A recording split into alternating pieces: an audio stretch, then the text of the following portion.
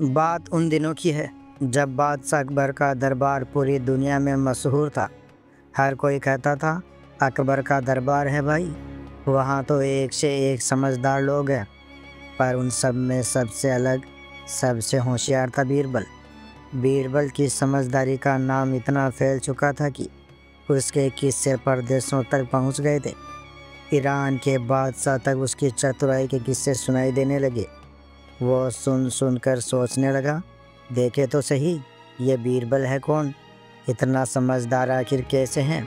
तो उसने अकबर को एक खास संदेश भिजवाया, जहाँ पना आपके वजीर बीरबल को कुछ दिन मेरे दरबार में भेज दें, ताकि मैं भी उसकी समझदारी देख सकूं।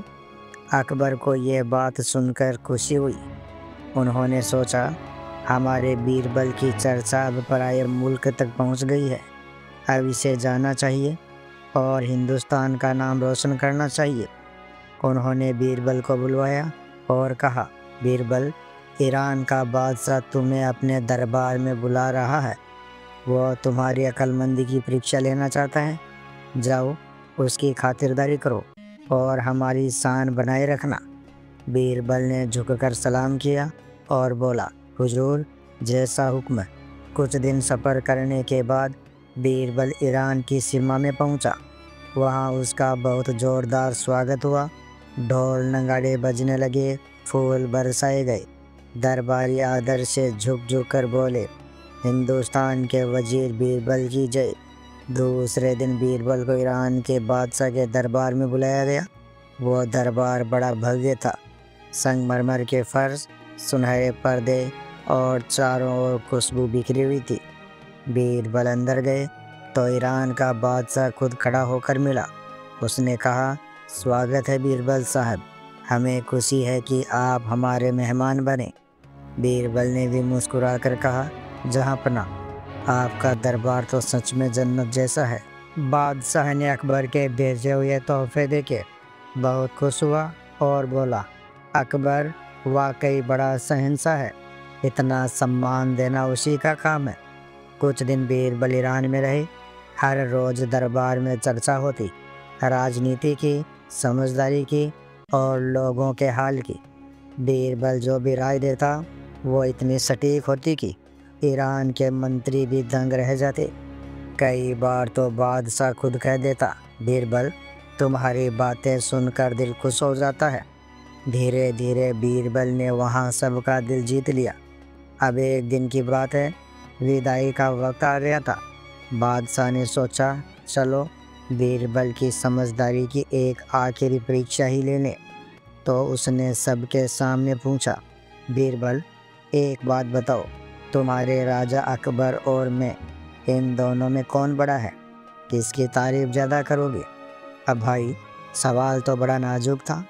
अगर बीरबल कहता कि हमारा अकबर बड़ा है तो मेहमानदारी का अपमान होता, और अगर कहता आप बड़े हैं तो अपने राजा के प्रति बेवफाई होती।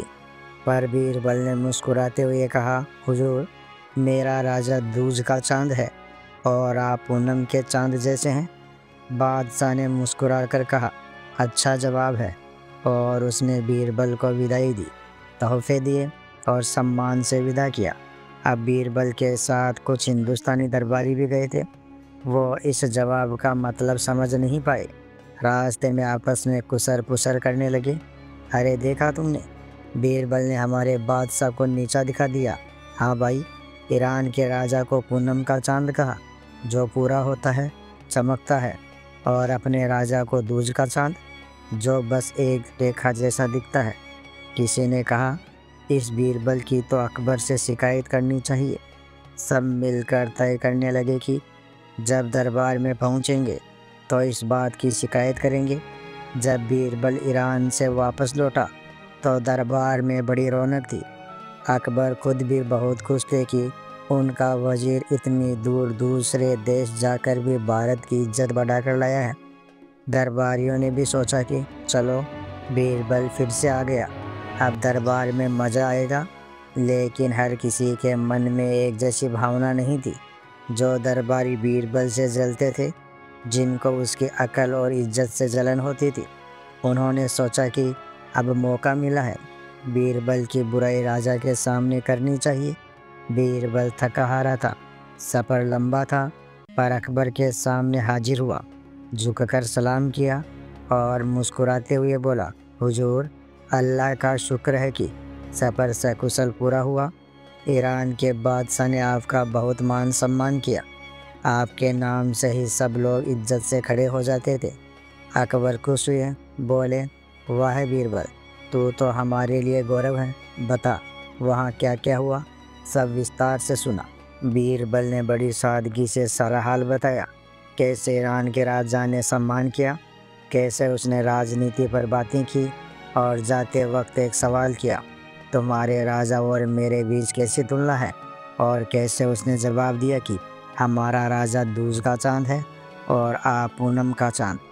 बीरबल ये बता रहा था, लेकिन दरबारियों के कानों में तो जैसे आग लग गई। उनमें से एक बोला, हुजूर, सुना आपने? बीरबल ने तो आपके सामने दूसरे राजा को बड़ा बताया। दूसरा बोला, हाँ महाराज, ईरान के राजा को पूनम का चाँद कहा, जो पूरा चमकता है, और आपको दूज का चाँद, जो बस एक पतली सी रेखा होता है। तीसरा बोला, इसमें तो साफ साफ आपके अपमान की बू आती है। बीरबल ने आपकी तुलना कमज़ोर चाँद से की है। अकबर को गुस्सा आ गया, उनका चेहरा लाल हो गया। उन्होंने कहा, ये क्या सुना मैंने बीरबल?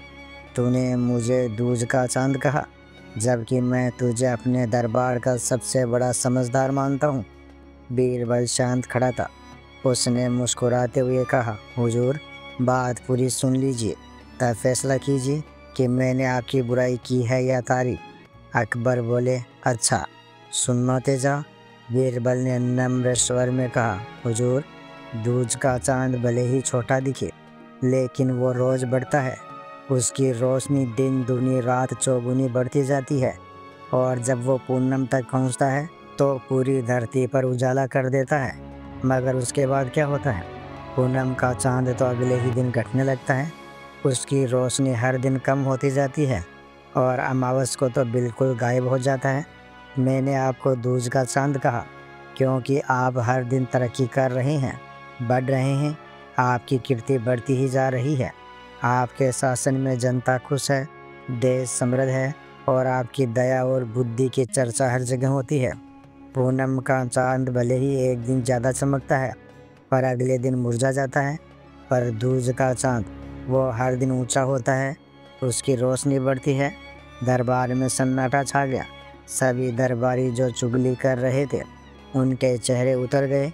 अकबर कुछ देर चुप रहे, फिर ज़ोर से हंस पड़े। उन्होंने कहा, वाह बीरबल, तू तो वाकई दूज के चाँद जैसा है, छोटा दिखे पर भीतर से बहुत बड़ा और बढ़ता हुआ। दरबार में सब लोग तालियां बजाने लगे। बीरबल की बुद्धि का फिर एक बार लोहा सबने माना। अकबर बोले, अब तो मुझे समझ में आ गया कि तूने कोई बुराई नहीं की थी, बल्कि मेरे गुणों की तारीफ की थी, और जो लोग तेरी चुगली करने आए हैं, उन्हें मैं सबक सिखाऊंगा। अकबर ने आदेश दिया कि उन दरबारियों को उनके झूठे इल्ज़ाम के लिए सज़ा दी जाए, ताकि आगे कोई बिना सोचे किसी ईमानदार आदमी की बुराई ना करे। फिर अकबर ने अपने खजाने से सोने की थैली मंगवाई और बीरबल को इनाम में भेंट की। बीरबल, तू ना सिर्फ मेरा वजीर है, बल्कि मेरे राज्य का गर्व है। तेरी समझदारी ही मेरी ताकत है। बीरबल ने सिर झुकाकर कहा, हुजूर, मैं तो बस आपकी छाया में एक दिया हूँ। मेरे अंदर जो रोशनी है वो आपकी ही दी हुई है। अकबर मुस्कुराकर बोले, अगर हर दिया तेरे जैसा हो जाए बीरबल, तो पूरे देश में उजाला हो जाए। दरबार में चारों तरफ खुशी छा गई। हर कोई बीरबल की तारीफ कर रहा था। जो चुगलखोर थे वो शर्म से सिर झुकाए खड़े थे। बीरबल धीरे धीरे दरबार से बाहर निकला। बाहर सूरज ढल रहा था। आसमान में दूज का चाँद निकला हुआ था, बिल्कुल वैसा ही जैसा बीरबल ने कहा था। वो मुस्कुराया और बोला, देखो, दूज का चाँद छोटा ज़रूर होता है, पर हर दिन बढ़ता है, और यही बात सच्चे इंसान पर भी लागू होती है। वो धीरे धीरे बढ़ता है, पर स्थायी रोशनी देता है।